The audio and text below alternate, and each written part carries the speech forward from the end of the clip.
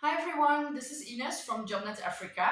We help businesses in Africa gain profit and time by sending them the top 5% professionals in the market, not just on the market. And today I wanted to quickly tap into the topic of reference checks because reference checks usually come at the end of the process and are actually often forgotten. And I just want to recommend that you don't forget that bit because I can imagine the process has been quite lengthy already, maybe there were some disappointments along the way. Now you found this perfect candidate and you really want them to be contracted and start as soon as possible.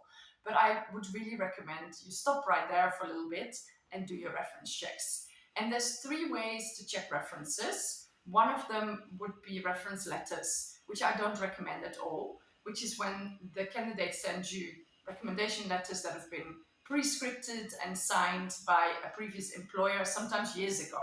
So I wouldn't recommend it because it's hard to validate whether that's actually true. And secondly, it doesn't really apply to the particular role and your organization anyway. So don't go for that option. Option two would be you as an employer doing your own reference checks. Some employers really want that because then they feel like they get the best feeling of the candidate, which I can imagine. It's a bit time consuming, but I can totally imagine you would want to do reference checks yourself. And the third option is have your recruiter do your reference checks. And then please check with your recruiter how they do it.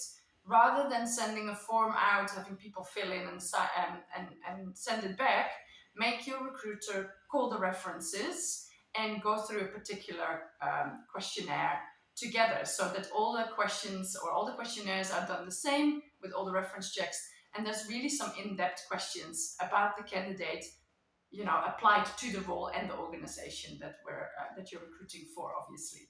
So those are the three options. Option one, not a good one. Option two and three, definitely good ones. But my point is, don't forget about it. Don't forget your reference checks.